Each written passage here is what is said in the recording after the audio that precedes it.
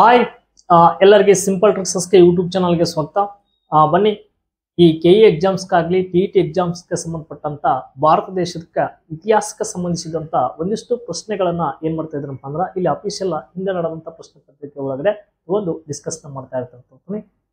ಇಲ್ಲಿ ಪ್ರಶ್ನೆಗಳು ಯಾವ ತರ ಇದಾವೆ ಅಂತೇಳಿ ನಾವು ನೋಡ್ಕೊತ ಬಂದಾಗ ಈ ವಿಡಿಯೋನ ಎಂಡ್ ತನಕ ನೋಡ್ಕೊತ ಬರ್ರಿ. ಎಲ್ಲಾ ಕ್ವಶನ್ಸ್ಗಳು ನಿಮ್ಗೆ ಗೊತ್ತಾಗ್ತವೆ. ಫಸ್ಟ್ ಟೈಮ್ ಯಾರು ನಮ್ಮ ಚಾನಲ್ ನೋಡ್ತಿದ್ರಪ್ಪ ಅಂದ್ರೆ ಚಾನಲ್ನ ಸಬ್ಸ್ಕ್ರೈಬ್ ಮಾಡ್ಕೊಡ್ರಿ. ಸಾಕಷ್ಟು ವಿಡಿಯೋಗಳು ಏನಾಗ್ತಪ್ಪ ಅಂದ್ರೆ ನಮ್ಗೆ ಸಿಗ್ತಾವೆ. ಹಾಗಾದ್ರೆ ಬನ್ನಿ, ಫಸ್ಟ್ ಕ್ವಶನ್ಸ್ ಏನಿದೆಯಪ್ಪ ಅಂತ ನೋಡ್ಕೊತ ಬಂದಾಗ, ಪ್ರತಿಪಾದನೆಯೇ ದಾದಾಬಾಯಿ ನವರೋಜಿ ಅವರು ಲಂಡನ್ ನಲ್ಲಿ ಈಸ್ಟ್ ಇಂಡಿಯಾ ಸಂಘವನ್ನು ಸ್ಥಾಪಿಸಿದರು. ಭಾರತದ ಸ್ವಾತಂತ್ರ್ಯ ಅದಕ್ಕೆ ಆರು ಭಾರತದ ಸ್ವತಂತ್ರ ಸಂಗ್ರಾಮಕ್ಕೆ ಇರುವ ಬ್ರಿಟಿಷ್ ಪ್ರಜೆಗಳ ಸಾರ್ವಜನಿಕ ಅಭಿಪ್ರಾಯವನ್ನು ರೂಪಿಸಲು ಇದನ್ನ ಬಯಸಿದ್ರು ಅಂತೇಳಿ ಇಲ್ಲಿ ಪ್ರಶ್ನೆ ಇದೆ. ಇದರಲ್ಲಿ ಎ ಮತ್ತು ಆರ್ ಏನಪ್ಪಾ ಅಂದ್ರೆ ಸರಿಯಾಗಿದ್ದಾವೆ, ಹಾಗೂ ಆರ್ ಎಗೆ ಸರಿಯಾದ ವಿವರಣೆ ಆಗಿದೆ ಅಂತೇಳಿ ಒಂದೇ ಆಪ್ಷನ್ಸ್ ಕೊಟ್ಟಿದ್ದಾರೆ. ಸರಿ, ಇಲ್ಲಿ ಆಪ್ಷನ್ಸ್ಗಳು ನಾನು ಆಲ್ರೆಡಿ ಟಿಕ್ ಆಗಿರ್ತಿದ್ದಾವೆ ಇವು.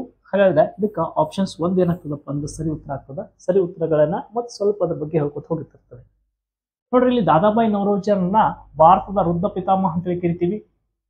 ಇವರು ಒಂದು ಸಂಘವನ್ನು ಕಟ್ತಾರೆ. ಅದೇ ಯಾವ್ದಪ್ಪ ಅಂದ್ರೆ ಈಸ್ಟ್ ಇಂಡಿಯಾ ಕಂಪನಿ ಬೇರೆ ಮಾಡ್ತಾರೆ. ಅದು 1600 ಏನಾಗ್ತದಪ್ಪ ಅಂದ್ರೆ ಈಸ್ಟ್ ಇಂಡಿಯಾ ಕಂಪನಿ ಸ್ಥಾಪನೆ ಆಗ್ತದೆ. ಅದು ಬ್ರಿಟಿಷರು ಸ್ಥಾಪನೆ ಮಾಡ್ಕೊಂಡಿದ್ದು.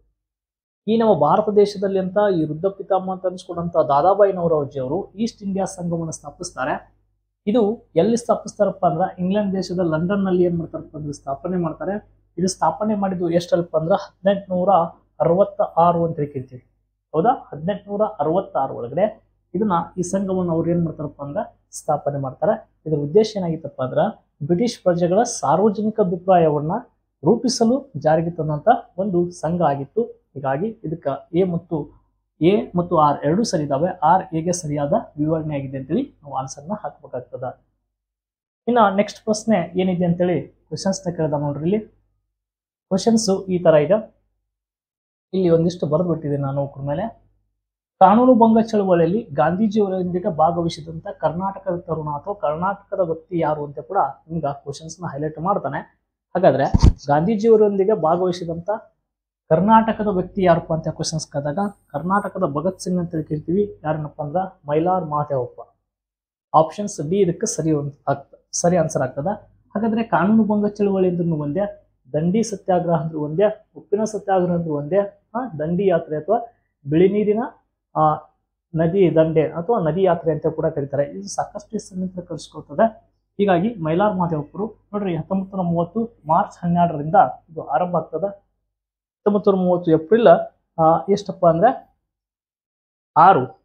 24 ದಿನಗಳ ಕಾಲ ಇದೇನಾಗ್ತದಪ್ಪ ಅಂದ್ರೆ ಈ ಚಳುವಳಿಯಲ್ಲಿ ಭಾಗವಹಿಸ್ತಾರೆ. ಇಲ್ಲಿ ಮಹಾತ್ಮ ಗಾಂಧೀಜಿಯವರು ಅತ್ಯಂತ ಹಿರಿಯ ವ್ಯಕ್ತಿ ಆಗಿರ್ತಾರೆ. ಸುಮಾರು 78 ವಯಸ್ಸು ಅಂತೇಳಿ ಉಲ್ಲೇಖ ಇದೆ. ಇಲ್ಲಿ ಅತ್ಯಂತ ಕಿರಿಯ ವ್ಯಕ್ತಿ ಯಾರಾಗಿದ್ರಪ್ಪ ಅಂದ್ರೆ ಈ ಮೈಲಾರ್ ಮಹದೇವಪ್ಪ ಏನಾಗಿದ್ರಪ್ಪ ಅಂದ್ರೆ ಇದ್ರ ಒಳಗಡೆ ಅವರು ಭಾಗವಹಿಸಿದ್ರು ಅಂತೇಳಿ ನಾವು ನೋಡ್ತೀವಿ. ಅತ್ಯಂತ ಹಿರಿಯ ವ್ಯಕ್ತಿ ಗಾಂಧೀಜಿಯರಾಗಿದ್ರು. ಅತ್ಯಂತ ಕಿರಿಯ ವ್ಯಕ್ತಿ ಕರ್ನಾಟಕದಿಂದ ಏಕೈಕ ವ್ಯಕ್ತಿ ಇವರು ಭಾಗವಹಿಸಿದ್ರು ಆ ಚಳುವಳಿ ಒಳಗಡೆ. ಇನ್ನ ಕರ್ನಾಟಕದ ಗಾಂಧಿ ಅಂತೇಳಿ ಇಲ್ಲಿ ಮೆನ್ಷನ್ ಮಾಡಿದೀನಿ. ಹರ್ಡೇಕರ್ ಮಂಜಪ್ಪನವ್ರನ್ನ ಕರ್ನಾಟಕದ ಗಾಂಧಿ ಅಂತೇಳಿ ಕರೀತಾರೆ. ಇಲ್ಲಿ ಎಸ್ ನಿಜಲಿಂಗಪ್ಪ ಅವರು ಈ ನಮ್ಮ ಏಕೀಕೃತ ಕರ್ನಾಟಕದ ಮೊದಲ ಮುಖ್ಯಮಂತ್ರಿಯಾಗಿ ಕೂಡ ಏನ್ ಮಾಡ್ತಾರಪ್ಪ ಅಂದ್ರೆ ಕಾರ್ಯನಿರ್ವಹಿಸ್ತಾರೆ ಮತ್ತು ಕೆಲಸವನ್ನ ಮಾಡಿದ್ದಾರೆ. ಈ ತರ ಒಂದು ಪ್ರಶ್ನೆ ಬಂತಪ್ಪ ಅಂದ್ರೆ ಅದರಲ್ಲಿ ಸುಮ್ಮ ಆಪ್ಷನ್ಸ್ಗಳನ್ನು ಕೂಡ ನೀವು ಏನ್ ಮಾಡ್ಬೇಕಪ್ಪ ಅಂದ್ರೆ ನೋಡ್ಕೊತ ಬರ್ರಿ. ಅವಾಗ ಒಂದು ಗ್ರಿಪ್ ಅಂತೂ ಸಿಗ್ತದ. ಇನ್ನು ಭಾರತದ ಸ್ವಾತಂತ್ರ್ಯ ಹೋರಾಟದ ಕ್ರಾಂತಿಕಾರಿ ನಾಯಕರ ಗುಂಪನ್ನ ಗುರುತಿಸ್ರಿ. ನಾವು ಇತಿಹಾಸನ ಓದಕ್ಕೆ ಆರಂಭ ಮಾಡಿದ ತಕ್ಷಣನೇ ನಾವು 3 ಭಾಗದಲ್ಲಿ ಅಂದ್ರೆ ಈ ಆಧುನಿಕ ಭಾರತದ ಇತಿಹಾಸದ ಒಳಗಡೆ ಮತ್ತ ಮಂದಗಾಮಿಗಳು, ತೀವ್ರಗಾಮಿಗಳು, ಕ್ರಾಂತಿಕಾರಿಗಳಂತೇಳಿ 3 ಸಪ್ರೇಟ್ ಆಗಿ ಓದ್ತೀವಿ.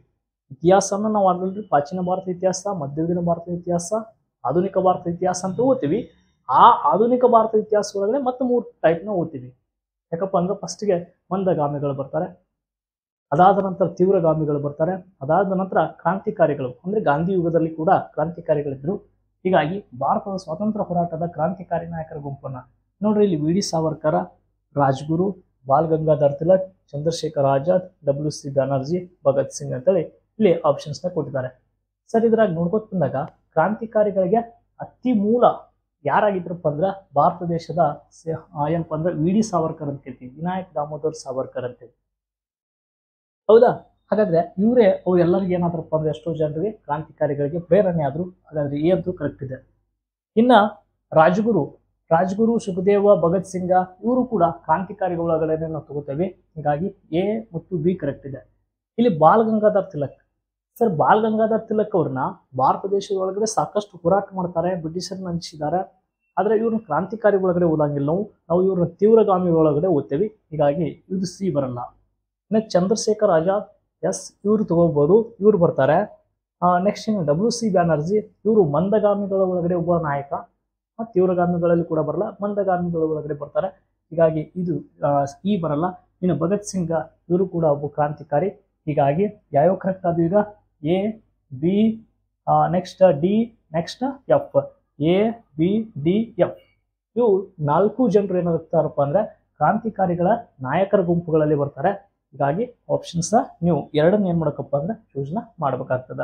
ಇನ್ನು ಲಾಲಾ ಲಜಪತ್ ರಾಯ, ಇವರೆಲ್ಲ ಮಂದಗಾಮಿಗಳ ಒಳಗಡೆ ಬರ್ತಾರೆ. ಲಾಲಾ ಲಜಪತ್ ರಾಯ, ಗೋಪಾಲ್ ಕೃಷ್ಣ ಗೋಖಲೆ ಇವರೆಲ್ಲ. ಗೋಪಾಲ್ ಕೃಷ್ಣ ಗೋಖಲೆ ಅವ್ರನ್ನ ಗಾಂಧೀಜಿಯವರ ರಾಜಕೀಯ ಗುರು ಅಂತ ಕೂಡ ಕರೀತಾರೆ. ಇಲ್ಲಿ ನೋಡ್ರಿ, ಗಾಂಧೀಜಿಯವರ ಮೇಲೆ ಸಾಕಷ್ಟು ಪ್ರಶ್ನೆಗಳು ಬರ್ತಿರ್ತಾವು. ಗಾಂಧೀಜಿಯವರ ರಾಮರಾಜ್ಯ ಕಲ್ಪನೆಯ 2 ತತ್ವಗಳು ಯಾವುವಾಗಿತ್ತು ಅಂತ ಪ್ರಶ್ನೆ ಇದೆ. ಮಹಾತ್ಮ ಗಾಂಧೀಜಿಯವ್ರನ್ನ ಸಾಕಷ್ಟು ಜನರು ರಾಷ್ಟ್ರಪಿತ, ಬಾಪೂಜಿ, ಮಹಾತ್ಮ ಅಂತೇಳಿ ಎಲ್ಲ ಕರ್ಕೊತಿದ್ದಾರೆ. ಇಲ್ಲಿ ಭಾರತ ದೇಶದಲ್ಲಿ ರಾಮರಾಜ್ಯ ಆಗ್ಬೇಕಾಗಿತ್ತು ಅಂದ್ರೆ ನಮ್ಮ ದೇಶ, ಅವರ ಕಲ್ಪನೆ ಏನಾಗಿದ್ದಪ್ಪ ಅಂದ್ರೆ ಸತ್ಯ, ಅಹಿಂಸೆ ಅಷ್ಟೇ ಅಲ್ಲ. ಅವ್ರು ಹೇಳ್ತಾರೆ ಖಾದಿ ಮತ್ತು ಅಹಿಂಸೆ, ಸಕ್ರಮ ಕ್ರಿಯೆ ಮತ್ತು ಸಕ್ರಮ ಫಲಿತಾಂಶ, ಹೋರಾಟ ಮತ್ತು ಸತ್ಯ ಅಂತಿದೆ. ಇಲ್ಲಿ ಖಾದಿ ಅಂದ್ರೆ ಚರಕಕ್ಕೆ ಏನ್ ಮಾಡ್ತಾರಪ್ಪ ಅಂದ್ರೆ ಅತಿ ಹೆಚ್ಚು ಇವರು ಏನ್ ಮಾಡ್ತಾರಪ್ಪ ಅಂದ್ರೆ ಒತ್ತು ಕೊಡ್ತಾರೆ. ಖಾದಿ ಮತ್ತು ಅಹಿಂಸೆಗಳನ್ನ, ಇಲ್ಲಿ ಸತ್ಯ ಮತ್ತು ಅಹಿಂಸೆ ಇದನ್ನು ಕೂಡ ಅನಿಸ್ತದ ಆಪ್ಷನ್ಸ್. ಬಟ್ ಅವರು ಉದ್ಯೋಗ ಜೊತೆಗೆ ಅಹಿಂಸೆಗಳನ್ನ ಕೂಡ ಮಾಡಬಾರ್ದು ಅಂತ ಹೇಳಿದರು.